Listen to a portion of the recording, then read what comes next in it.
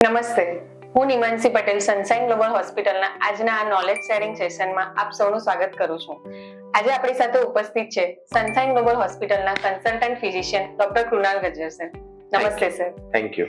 Sir, આજના જમાનામાં વધતી ઉંમર સાથે ઘણી બધી બીમારીઓ થતી હોય છે અને આ બધી બીમારીઓમાંથી ઘણી બધી બીમારીઓથી બચી શકાય છે, એ બી માત્ર રસીકરણ દ્વારા. તો આજે એડલ્ટ ઇમ્યુનાઇઝેશન એટલે કે પુખ્ત વય રસીકરણ વિશે થોડી ચર્ચા કરીશું. સર, એડલ્ટ ઇમ્યુનાઇઝેશન એટલે કે પુખ્ત વય રસીકરણ એટલે શું?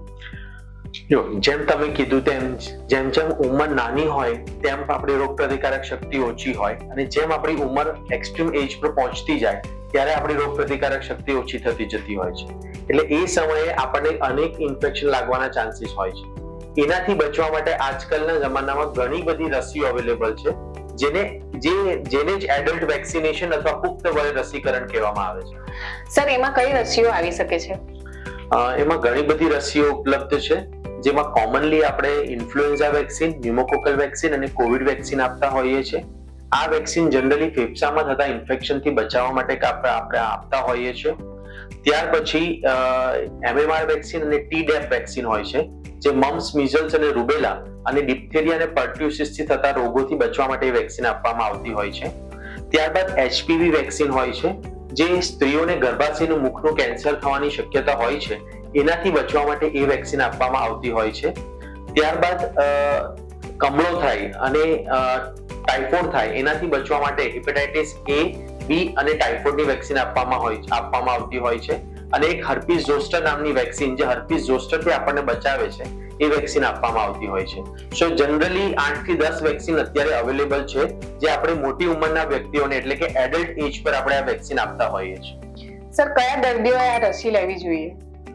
દરેક રસી માટેના ઇન્ડિકેશન અલગ અલગ હોય છે, પણ આપણે સામાન્ય રીતે વાત કરીએ તો જેની ઉંમર વધારે હોય, જેમ કે 50 થી 55 વર્ષની ઉંમરની વ્યક્તિ હોય, એમને ઘણી બધી રસીઓ આપવામાં આવતી હોય છે. આ સિવાય ઇમ્યુનો કોમ્પ્રોમાઇઝ પીપલ, જેમ કે કેન્સરના દર્દીઓ છે, ડાયાબિટીસના દર્દીઓ છે, હૃદયના દર્દીઓ છે, ફેફસાના રોગ જેમ કે અસ્થમા, COPD ના દર્દીઓ છે, જેને લીવર ડિઝીઝ છે, જેને આર્થરાઇટિસ છે અને એના માટે ઘણી બધી ઇમ્યુનો કોમ્પ્રોમાઇઝ ડ્રગ ચાલતી હોય છે, આવા દર્દીઓને જનરલી રસીકરણ આપવાની જરૂર હોય છે, જેથી એમને રોગ પ્રતિકારક શક્તિ ઓછા થવાને કારણે જે રોગો થતા હોય છે એમનાથી એમને બચાવી શકાય. સર, આ રસીઓ ક્યાં ઉપલબ્ધ છે? આ રસીઓ જનરલી એડલ્ટ ઇમ્યુનાઇઝેશન ક્લિનિકો ઉપર અવેલેબલ હોય છે. એમાંનું એક ક્લિનિક આપણે સનશાઇન ગ્લોબલ હોસ્પિટલમાં પણ અવેલેબલ છે. અથવા તો તમે તમારા ડોક્ટરની સલાહ લઈ શકો કે મારે કયા સમયે કઈ રસી મુકાવી, એ તમને એની જાણ આપશે. સર, આ રસીઓને કોઈ આડઅસર ખરી?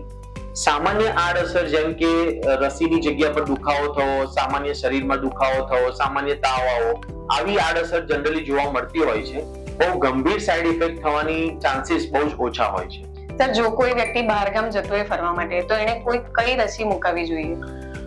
જનરલી ઈસ્ટ આફ્રિકન કન્ટ્રીઝ અને ગલ્ફ કન્ટ્રીઝ માટે યલો ફીવર વેક્સિન મસ્ટ હોય છે, એટલે એ મુકાવી પડતી હોય છે. એ સિવાય આપણે બહાર જતા હોઈએ ત્યારે બહારનું ખાવાને કારણે ઘણા રોગો થતા હોય છે, તો એવા કેસમાં હેપેટાઇટિસ A, B અને ટાઇફોઇડની રસી લેવી હિતાવહ છે. સર, એડલ્ટ ઇમ્યુનાઇઝેશન કાર્ડ શું હોય છે?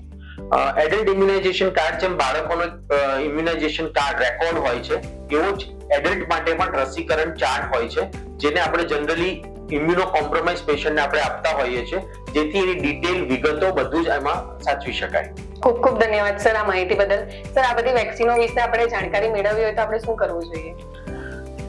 આ તમામ રસીઓ વિશે તમે તમારા ડોક્ટરની સલાહ લઈ શકો છો, અથવા તમને કોઈ મૂંઝવણ હોય તો તમે સનશાઇન ગ્લોબલ હોસ્પિટલમાં ડોક્ટર કૃણાલ ગજ્જર એટલે કે મને આવીને મળી શકો છો. તે છતાં પણ આપણે દરેક રસીઓ વિશે વિસ્તૃતમાં ચર્ચા કરતા રહીશું, તો આ માટે તમે અમારા સોશિયલ મીડિયા પર જોડાયેલા રહો. Thank you.